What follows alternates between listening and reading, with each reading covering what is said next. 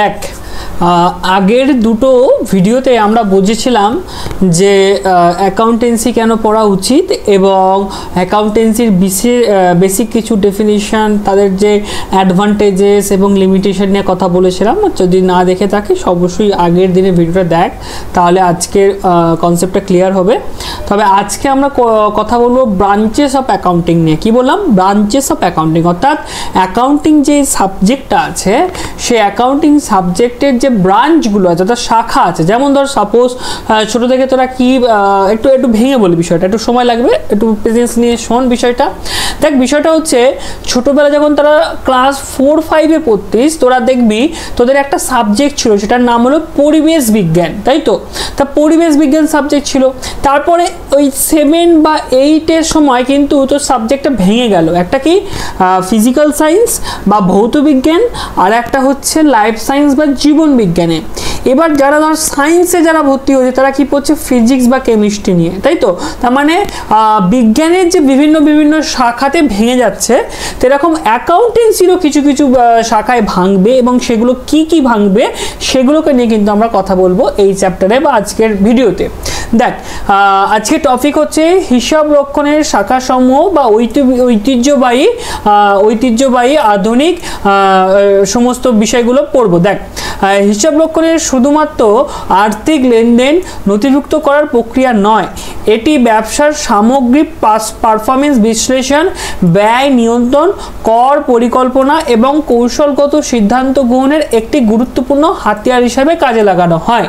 এবার অ্যাকাউন্টিং যে বিষয়টা, এটা শুধুমাত্র যে আর্থিক লেনদেন সেটা নয়। আগের চ্যাপ্টারে আমরা পড়েছিলাম কি আর্থিক লেনদেন পর্যন্ত পড়েছিলাম, এরপরে আমরা আবারও জিনিসটাকে এক্সটেন্ড করছি। যত দিন যাবে আমরা জিনিসগুলোকে এক্সটেন্ড করতে যাব।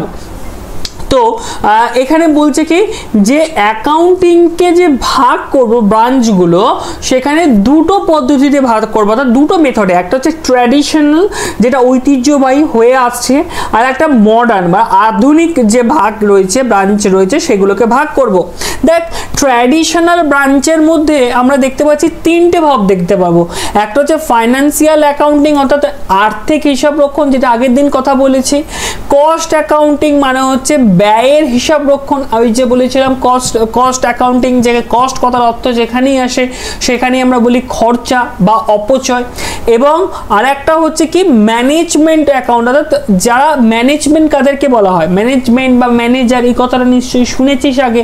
এটা বলা হয় যেখানে যারা কেউ কিছু পরিচালনা করছে, যে সংস্থা ধর একটা সংস্থা চলছে, তার পরিচালন কমিটিতে যারা আছে তাদেরকে কিন্তু আমরা ম্যানেজমেন্ট বলি। আর তাদেরকে নিয়ে যখন আমরা কোনো বাজেটিং বা এই সমস্ত করবো তাদের ম্যানেজমেন্ট অ্যাকাউন্ট আসছে ডিটেলসে। এবার ফার্স্ট টপিকটা বলি। দেখ আর্থিক হিসাব রক্ষণ কি বলছে? ব্যবসার সমস্ত আর্থিক লেনদেন নথিভুক্তকরণ, শ্রেণীবদ্ধকরণ, সামারাইজিং এবং অ্যানালাইজিং। অলরেডি আগের চ্যাপ্টারে পড়িয়েছি কি বিষয়টা হয়। তো এইটা যেখানে হয় সেখানে আমরা কিন্তু সেটাকে বলা হয় কি ফাইন্যান্সিয়াল অ্যাকাউন্টিং। এতে কি হয়? লাভ ক্ষতির হিসাব অর্থাৎ প্রফিট অ্যান্ড লস অ্যাকাউন্ট এবং তুলনাপত্র অর্থাৎ ব্যালেন্স শিট করা হয়। কেন গুরুত্বপূর্ণ? দেখ বিনিয়োগকারী বা ঋণদাতা অর্থাৎ ইনভেস্টার বা হোক বা লেন্ডার হোক বা সরকারের জন্য আর্থিক তথ্য প্রদান করাটা কিন্তু খুবই গুরুত্বপূর্ণ একটা বিষয়, বুঝতে পেরেছিস?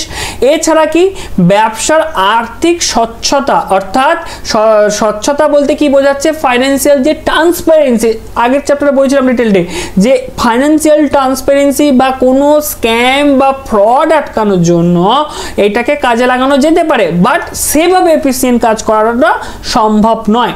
এরপরে হচ্ছে কি ব্যয় হিসাব রক্ষণ বা কস্ট অ্যাকাউন্টিং। কি বলছে? পণ্যের উৎপাদন খরচ বা প্রোডাকশন কস্ট, উপকরণ খরচ বা মেটেরিয়াল কস্ট। উৎপাদন খরচ বলতে বুঝিস যে ধর কোনো একটা মেটেরিয়াল, ধর কোনো একটা প্রোডাক্ট বানাচ্ছে, ধর বালতি বানাচ্ছে, প্লাস্টিক বালতি বানানোর জন্য কি লাগছে? কারেন্ট লাগবে, প্রেসিং মেশিন লাগবে। তো এই বা ধর তোর সাপোজ সেটাকে পরিচালনা করার জন্য কিছু আদার্স মেশিন লাগবে, সেগুলোকে বলা হয় প্রোডাকশন কস্ট। মেটেরিয়াল লাগবে, অর্থাৎ কাঁচা মাল যেটা বলা হয়, কাঁচা মাল বুঝিস তো, ছোটোবেলায় পড়েছিলিস, তোর প্লাস্টিক তৈরি করতে গেলে প্লাস্টিকের যে কাঁচা মাল বা কাঁচা যে ছোটো ছোটো ছোটো প্লাস্টিক বল পাওয়া যায়, সেই বলগুলো দরকার হয়। সেই উপকরণ বা মেটেরিয়াল কস্ট বা লেবার কস্ট, অর্থাৎ যারা শ্রমিকরা কাজ করছে। আর হচ্ছে ওয়েস্ট কন্ট্রোল। দেখ, সমস্ত প্রোডাক্টই তো ভালো হবে না, কোনো একটা বালতি হলো ফাটা বেরোলো, কোনো একটা বালতি হলো দুমড়া বেরোলো, তাহলে সেইগুলো যে ওয়েস্ট কন্ট্রোল হবে, তো সেইগুলোই হচ্ছে তোর কোথায় হিসাব রাখা হয়, সেটা হচ্ছে কস্ট অ্যাকাউন্টিংয়ে হিসাব রাখা হয়। এর মূল লক্ষ্য কি? এর মূল লক্ষ্য হচ্ছে খরচটা কমানো আর প্রফিট বা মুনাফাটাকে বৃদ্ধি করা।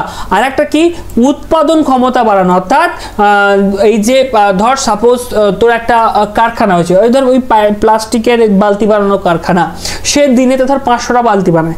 এবার তুই কি করলি, ধর যে এখানে ওয়েস্ট হচ্ছিল বা একটা লেবার সে কুঁড়ে সে কাজ করতো না, তাকে সরিয়ে দিয়ে তুই কি করলি, একটা ভালো লেবারকে নিয়োগ করলি। এর ফলে কি 500-র জায়গায় হয়তো 530টা কি 40টা কি 50টা তোর বালতি হচ্ছে। তার মানে কি উৎপাদন দক্ষতা বা উৎপাদন ক্ষমতা বেড়ে গেল। এর মাধ্যমে কিন্তু হয়। এবার প্রধান পদ্ধতি কি কি আছে? স্ট্যান্ডার্ড কস্টিং আছে, মার্জিনাল কস্টিং আছে, অ্যাক্টিভিটি বেসড কস্টিং আছে। এগুলো জাস্ট মুখস্থ রাখ বা মনে রাখ, পরে আমরা এগুলো ডিটেইলড জানবো। আচ্ছা, এরপর হচ্ছে ম্যানেজমেন্ট অ্যাকাউন্টিং। ম্যানেজমেন্ট অ্যাকাউন্টিং কি? ব্যবস্থাপনা করার জন্য আর্থিক তথ্য সরবরাহ করা, অর্থাৎ উৎপাদন বা পরিকল্পনা, বাজেটিং। বাজেটিং কথাটা শুনেছিস কখনো? বাজেটিং কথাটা অর্থ হলো এটা পরিকল্পনা করা। ধর সাপোজ তোদের স্কুলে ধর সরস্বতী পুজো হবে, সরস্বতী পুজোর আগে কি করিস? বাজেটিং করিস। পুজোর আগে কেনাকাটার আগে বাজেটিং করিস এবং কৌশলগত সিদ্ধান্ত গ্রহণ করা যায়। অর্থাৎ ম্যানেজমেন্ট অ্যাকাউন্টিং এর মাধ্যমে কি করা যাচ্ছে? উৎপাদন পরিকল্পনা করা যাচ্ছে, বাজেটিং করা যাচ্ছে, আর কৌশলগত সিদ্ধান্ত। কৌশলগত সিদ্ধান্ত মানে বিভিন্ন রকম টেকনিক্যাল যে বিষয়গুলো ধর চেঞ্জ করলে আরো বেটার হতে পারে, এখানটা ধর একটা পার্টিকুলার এই টেকনিক্যাল পয়েন্টের জন্য তো আরো বেশি ভুল হচ্ছে, সেই ভুলগুলো হয়তো হবে না, তো সেগুলো করা যেতে পারে। ওকে, এরপরে হচ্ছে কেন দরকার। দেখ, কারণ হচ্ছে ব্যয় কমিয়ে মুনাফা বৃদ্ধি করার জন্য, অর্থাৎ প্রফিট করার জন্য, আর কি ভবিষ্যতের পরিকল্পনা ও অনুমান অর্থাৎ ফরকাস্টিং করার জন্য ম্যানেজমেন্ট অ্যাকাউন্টিং দরকার হয়। তাহলে এই যে তিনটে পড়লাম, কি কি পড়লাম? একটা হচ্ছে ফাইন্যান্সিয়াল অ্যাকাউন্টিং পড়লাম, একটা হচ্ছে কস্ট অ্যাকাউন্টিং পড়লাম, আর একটা হচ্ছে ম্যানেজমেন্ট অ্যাকাউন্টিং। এরা হচ্ছে কার সাব পয়েন্ট বা কার sub branch? Traditional sub branch. এবার আসছি হচ্ছে মডার্ন অর্থাৎ আধুনিক শাখা। কি আছে? প্রথম হচ্ছে ট্যাক্স অ্যাকাউন্টিং, বলেছিলাম না? ট্যাক্স মানে কি? কর, যেটা আগেকার দিনে ইংরেজদেরকে দিত, এখন আমরা গভর্নমেন্টকে বিভিন্ন রকমভাবে কর প্রদান করি, কোনো ইনডাইরেক্ট ট্যাক্স প্রদান করি, ডাইরেক্ট ট্যাক্স প্রদান করি। তো সেই ট্যাক্স অ্যাকাউন্টিং, তার মধ্যে দেখ ইনকাম ট্যাক্স, জিএসটি, এই সমস্ত জিনিসগুলো কিন্তু করের হিসাব রাখা হয়। আর কর সংক্রান্ত সমস্যাগুলির সমাধান করতে বা আইনি বাধ্যকতামূলক, ওই যে বলেছিলাম লিগাল কমপ্লায়েন্স, অর্থাৎ যদি ধর সাপোজ কিছু কিছু লিগাল কমপ্লায়েন্স থাকে, যেমন ধর প্রাইভেট লিমিটেডের কোম্পানি প্রতি বছর একটা অডিটিং করানো, ধর এলএলপির প্রতি বছর একটা এলএলপির যে ফর্ম, এলএলপির যে বিভিন্ন রকম কেওয়াইসি ফর্ম, সেগুলোকে আপলোড করা, এইগুলো বিষয়গুলো পড়ে। এরপরে কি? ফরেন্সিক হিসাব রক্ষণ অর্থাৎ ফরেন্সিক অ্যাকাউন্টিং। অর্থাৎ ধর কোনো রকমভাবে ফ্রড হলো, যেমন কিছুদিন আগে দেখেছিলিস বিজয় মালিয়া পালিয়ে গিয়েছিল, নীরব মোদি পালিয়ে গেছে টাকা নিয়ে, তো এই যে সারদা ধর ডুবে গেছে ওয়েস্ট বেঙ্গলের মধ্যে, তো এদেরকে যে মানি লন্ডারিং বা স্ক্যাম বা ফ্রড বা চিট ফান্ড, এই সমস্ত যে বিষয়গুলো বেআইনি যে পদ্ধতিতে যে সমস্ত লেনদেন বা সংস্থাগুলো গড়ে উঠেছে, তাদের টাকা কোথা থেকে কোথায় গেছে, কে নিয়েছে, তার কার তাতে মুনাফা শেয়ার রয়েছে অর্থাৎ প্রফিটের শেয়ার রয়েছে, সমস্ত কিছু যখন হিসাব বের করা হয় তখন তাকে বলা হয় ফরেনসিক অ্যাকাউন্টিং। কথাটা শুনেছিস ফরেনসিক কথাটা, অর্থাৎ খুঁটিয়ে খুঁটিয়ে বের করা, খুঁজে বের করা। তো ফরেনসিক অ্যাকাউন্টিং এই সমস্ত ক্ষেত্রে ব্যবহার করা হয়। কেন করে? আইন প্রয়োগকারী সংস্থা বা আদালত বা বিভিন্ন রকম বড় সংস্থার হিসাব রক্ষণ করার জন্য, অর্থাৎ আদালত যখন বলে যে এটা করা দরকার তখন ফরেনসিক অ্যাকাউন্টিং করাতে হয়। আচ্ছা, নেক্সট হচ্ছে সামাজিক অ্যাকাউন্টিং বা সোশিয়াল অ্যাকাউন্টিং। সোশিয়াল অ্যাকাউন্টিংটা আমরা কিছুক্ষণ পরে পড়বো, তার মধ্যে সিএসআরটা পড়বো, তাও আপাততভাবে সোশিয়াল অ্যাকাউন্টিংটা একটু অফ রাখলাম, নেক্সটের দিকে এগোনো যাক। এরপর হচ্ছে হিউম্যান রিসোর্স অ্যাকাউন্টিং, অর্থাৎ সমস্ত ধর সাপোজ আমি বলি হিউম্যান রিসোর্স অ্যাকাউন্টিং মানে এই অ্যাকাউন্টিংটার মাধ্যমে কি করা হয়, ধর কোনো কর্মচারীদের কত মাইনে দেওয়া হচ্ছে, তাদের ন্যূনতম মাইনে কত হওয়া উচিত, ম্যাক্সিমাম মাইনে কতজন পাচ্ছে, ম্যাক্সিমাম মাইনে পাচ্ছে যারা তারা কি অ্যাকচুয়াল সেই পরিমাণ সার্ভিস প্রোভাইড করতে পারছে কি না, বা ন্যূনতম মাইনে পাচ্ছে এরকম কর্মচারী যারা বেশি সার্ভিস দিচ্ছে তাদের মাইনেটা কতটা ইনক্রিমেন্ট বা বাড়ানো উচিত, এই সমস্ত বিষয়গুলো কোথায় হয়, হিউম্যান রিসোর্স অ্যাকাউন্টিংয়ে আমরা হিসাব করি। এছাড়া গভর্নমেন্ট অ্যাকাউন্টিং, অর্থাৎ জানিস সিএ পড়ার পরে বিভিন্ন রকম চাকরি পাওয়া যায় গভর্নমেন্টে, তো সেখানে যারা ধর কর সংগ্রহ করে, ইনকাম ট্যাক্সের ডিপার্টমেন্টে কাজ করে, সামাজিক জীবন বিভিন্ন রকম প্রকল্পতে কাজ করে, বিভিন্ন রকম উন্নয়নে কাজ করে, তারা বা সরকারি বাজেট তৈরি করা বা ইনকাম ট্যাক্স বা রেভিনিউয়ের কাজ করা, এই সমস্ত কাজগুলো কারা করে, গভর্নমেন্ট অ্যাকাউন্টিং, অর্থাৎ সরকার তখন হিসাব রক্ষণ করে। এরপরে যেটা বড় বড় রেখা আছে, এটা আমাদেরকে পড়তে হবে যে ইনফ্লেশন অ্যাকাউন্টিং। দেখ ইনফ্লেশন জিনিসটা তোদের কাছে একদম নতুন, এবং আমি এই জিনিসটা একটু বড় করে নোটসটা কেন বানিয়েছি, কারণ অ্যাকচুয়ালি মাই ভিজনে, যে আমার ভিজনে ইনফ্লেশন জিনিসটা তোদের জানা উচিত, একদম খুব গুরুত্বপূর্ণ বিষয়, একটু মন দিয়ে শোন বিষয়টা। দেখ সাপোজ ধর তোরা যখন ছোট ছিলিস, ঠিক আছে, একদম অতীব ছোট ছিলিস, তখন একটা আইসক্রিমের দাম কত ছিল, একটা চকোবার আইসক্রিমের দাম কত ছিল, হার্ডলি 4 টাকা কি 5 টাকা কি 6 টাকা। এখন একটা আইসক্রিমের দাম কত হয়েছে, হার্ডলি ধর মিনিমাম 10 টাকা কি 15 টাকা কি 20 টাকা। তো এই যে 4 টাকা বা 5 টাকা থেকে যে 15 টাকা কি 20 টাকা যে দামের যে ইনফ্লেশনটা, অর্থাৎ মূল্য বৃদ্ধিটা, অর্থাৎ একটা সময় 2 টাকা ধর যে জিনিসটার দাম ছিল, একটা পেনের দাম ছিল, সেই পেনটা ইউজ অ্যান্ড থ্রো পেনটা এখন 4 টাকা দাম হয়ে গেছে, অর্থাৎ দামটা যে বেড়ে গেছে, সেই বেড়ে যাওয়াটাকে কিন্তু আমরা কি বলি, মূল্যস্ফীতি বা ইনফ্লেশন বলি। এই ইনফ্লেশনের যে হিসাবটা যারা রাখে, অর্থাৎ মূল্যস্ফীতির প্রভাবের যে হিসাবের মধ্যে অন্তর্ভুক্ত করা হয় বা এই হিসাব রক্ষণ যারা করে, ইনফ্লেশন অ্যাকাউন্টিং বলা হয়। কেন দরকার, তার কারণ প্রচলিত হিসাব রক্ষণে ঐতিহাসিক ব্যয়, অর্থাৎ হিস্টোরিক্যাল কস্ট ব্যবহৃত হয়, যা মূল্যস্ফীতির সময় অবাস্তব আর্থিক চিত্র দেখায়। দেখ বিষয়টা হচ্ছে এই ইনফ্লেশন অ্যাকাউন্টিংটা সহজ করে বলি তোদেরকে। ইনফ্লেশন অ্যাকাউন্টিং খুব গুরুত্বপূর্ণ, কেন বলতো, সাপোজ ধর কোনো একটা জিনিস, সেটা আজ থেকে 10, 15, 20 বছর আগে কিনেছিস, একটা জমি 10, 15, 20 বছর আগে জমিটা কিনেছিস, এখন যদি সেই জমিটাকে তুই ভ্যালুয়েশন করতে যাস, ডেফিনেটলি আগের দাম থাকবে না, দাম কিছুটা বেড়েছে। তো সেই দাম বাড়াটাকে হিসাব করতে গেলে আমাকে কার সাহায্য নিতে হবে, ইনফ্লেশন অ্যাকাউন্টিংয়ের সাহায্য নিতে হবে। এরপরে কি আছে, এরপরে হচ্ছে এনভায়রনমেন্টাল অ্যাকাউন্টিং, অর্থাৎ আমরা কি করছি, কোনো সংস্থা বা দেশের পরিবেশগত ব্যয়, অর্থাৎ কতটা আমার এনভায়রনমেন্টের উপরে খরচা হচ্ছে, সেইটা আমরা হিসাব রাখার চেষ্টা করছি। এর মধ্যে কিন্তু কর্পোরেট সোশ্যাল রেসপন্সিবিলিটিস, যেটাকে বলা হয় CSR, এই যে দেখাচ্ছে দেখ, CSR বা কর্পোরেট সোশ্যাল রেসপন্সিবিলিটিসটা কিন্তু এর মধ্যে পড়ে। আমি দুটো উদাহরণ দেব, এটাও খুব গুরুত্বপূর্ণ, ভালো করে মন দিয়ে শোন। দেখ বিষয়টা হচ্ছে, তুই যদি খবরের চ্যানেল খুলে দেখিস বা ইউটিউব খুলে দেখিস বা গুগল করে সার্চ করিস, যে এখন ভারতবর্ষের সবথেকে ম্যাঙ্গো এক্সপোর্টার বলতে কি বোঝায়, এক্সপোর্ট মানে রপ্তানি, অর্থাৎ আমাদের দেশ থেকে ভিন্ন দেশে মাল পাঠায়। এখন ভারতের মধ্যে সবথেকে বড় এক্সপোর্টার কে জানিস, সেটা হচ্ছে মুকেশ আম্বানি, অর্থাৎ রিলায়েন্স গ্রুপ। রিলায়েন্স বলে যে কোম্পানিটা আছে মুকেশ আম্বানি, যেটা জিও বলে তোরা হয়তো জানিস, সেই রিলায়েন্স কোম্পানির নিজস্ব একটা বড় বাগান আছে, মানে ধর 2 কি 3টে গ্রাম নিয়ে এরকম একটা বিশাল বড় বাগান। তো সেইখানে বাগানে কি হচ্ছে, শুধু আমের ফলন হয়েছে, এবং সেই আমের ফলনটা করে সে এখন বড় এক্সপোর্টার, এটা মানুষ দেখতে পাচ্ছে। কিন্তু এর বাগানটা বানানোর পিছনে ওর কারণ কি জানিস, তার কারণ হচ্ছে অ্যাকচুয়ালি রিলায়েন্স কাজ করে হচ্ছে পেট্রোল পরিশোধন করে, মানে হচ্ছে কাঁচা তেল, বুঝিস তো, কাঁচা তেল খনিজ তেল যেটাকে বলা হয়, মানে তো সেই খনিজ তেলকে তুলে পেট্রোল, ডিজেল, কেরোসিন যে বানানো হয়, অর্থাৎ রিফাইন যেটা করা হয়, সেই রিফাইনারি কিন্তু এই রিলায়েন্সের আছে, অর্থাৎ মুকেশ আম্বানি করে। তো এই রিফাইনারি করার সময় বিভিন্ন রকম বিষাক্ত যে ধোঁয়া, সেই ধোঁয়া পরিবেশে মেশে। তাই আমাদের যে এনভায়রনমেন্টাল লজ আছে, সেই লজ অনুযায়ী তাকে এই সবুজায়নের পিছনে একটা খরচা করতে হয়। প্রত্যেক বছর কোনো যে সমস্ত কোম্পানি থেকে যতটা ধোঁয়া বেরোয় তত পরিমাণ, অর্থাৎ ধোঁয়ার সাথে কি বেরোয়, CO2 বেরোয়, কার্বন মনোঅক্সাইড বেরোয়। তো সেই পরিমাণ ধোঁয়ার একটা মানে এগেনস্টে অক্সিজেন আমাকে উৎপাদন করতে হয় গাছ লাগিয়ে।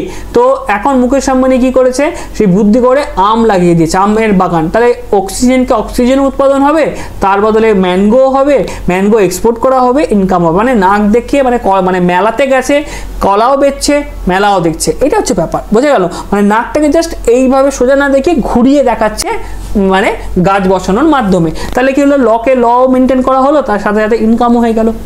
সেই আইডিয়া না? আচ্ছা, আর একটা উদাহরণ কি বলতো, কর্পোরেট সোশ্যাল রেসপন্সিবিলিটি বা সামাজিক দায়বদ্ধতা। মানে একটা কর্পোরেট সোশ্যাল রেসপন্সিবিলিটি শুনবি, বড় লোক যারা হয়, প্রচুর বড় লোক, যাদের কোম্পানি আছে, তারা বছরের একটা সময় এই ঠিক শীতকালটা করে তারা হঠাৎ করে দান ধ্যান করতে লেগে যায়। অর্থাৎ ধর সাপোজ সবাইকে কাপড় টাপড় দেয়া, কিছু কিছু করে টাকা দেয়া, হ্যাঁ, সেগুলোকে ভিডিওগ্রাফি বা ফটোগ্রাফি করে একটাই করে।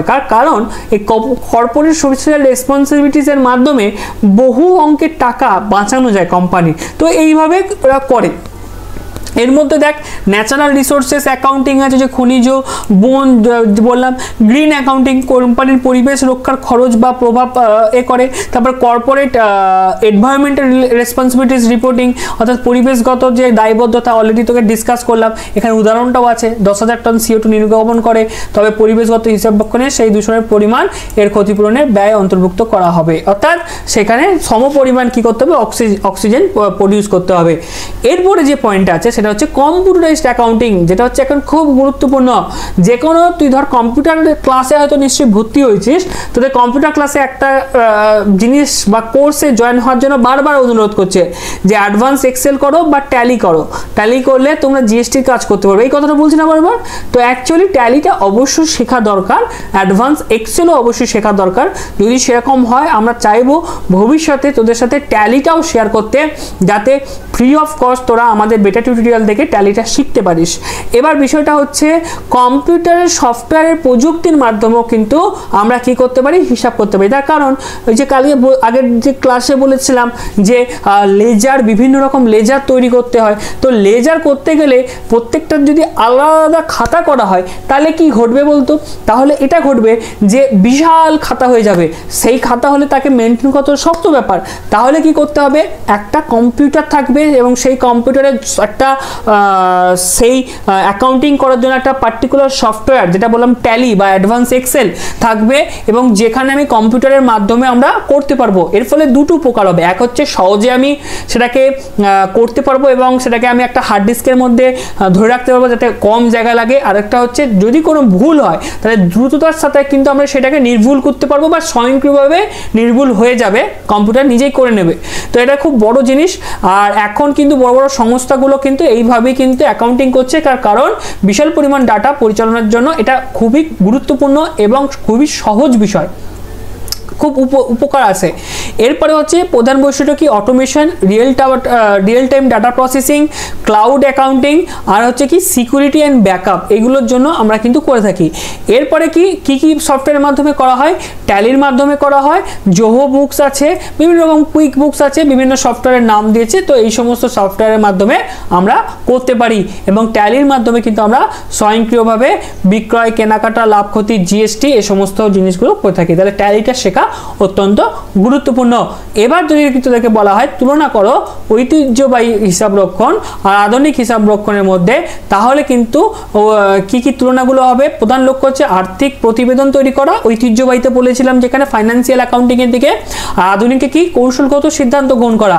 আর ব্যবহারকারী কারা? বিনিয়োগকারী, ঋণদাতা, সরকার। আর এখানে কি ব্যবস্থাপনা, আইন শৃঙ্খল বাহিনী এবং মানব সম্পদ বিভাগ, সবাই এটা ব্যবহার করে। এছাড়া কি আর্থিক হিসাব রক্ষণ করতে সাহায্য করে ঐতিহাসিক হিসাব রক্ষণ যে পয়েন্টটা ছিল, আর এটা কি ফরেনসিক সামাজিক মানব সম্পদ হিসাব রক্ষণ করতে সাহায্য করে। এছাড়া এটা মূল্যায়ন করতে ঐতিহাসিক তথ্য ব্যবহার করে, আর এটা কি বর্তমান ও ভবিষ্যৎ তথ্য বিশ্লেষণ করে। আর কেন দরকার? আইনগত কর পরিপালন করার জন্য এই ঐতিহ্যবাহী হিসাব রক্ষণ করা দরকার এবং এটা নিশ্চিত করতেই হবে। আর ব্যবসায়িক কৌশল ও প্রতিযোগিতায় টিকে থাকার জন্য, অর্থাৎ একটা কোম্পানির সাথে আরেকটা কোম্পানির সাথে কম্পিটিশন যখন হয় তাদের বেটারমেন্ট করার জন্য, অর্থাৎ ভালো করার জন্য, কোম্পানির আরও গ্রোথ করানোর জন্য আমাদেরকে আধুনিক হিসাব রক্ষণ করা হয়। তো আজকে ক্লাসের মাধ্যমে আমরা বোঝার চেষ্টা করলাম যে অ্যাকাউন্টেন্সির কি ব্রাঞ্চেস রয়েছে এবং এর কি মূলত কাজ, এর কি কি বৈশিষ্ট্য এবং কি কি পার্থক্য রয়েছে। নেক্সট ক্লাসে আমরা খুব গুরুত্বপূর্ণ একটা ক্লাস শুরু করতে চলেছি, সেটা হচ্ছে বিজনেস ট্রানজ্যাকশন বা অ্যাকাউন্টেন্সির টার্মগুলো, এবং আমি আশা রাখবো তোরা বুঝতে পারবি এবং তার জন্য অবশ্যই চ্যানেলটাকে সাবস্ক্রাইব করবি, লাইক করবি, আর অবশ্যই নোটসটা ডিসক্রিপশন বক্সে দেওয়া থাকবে, পিডিএফে ডাউনলোড করে নিস। Thank you.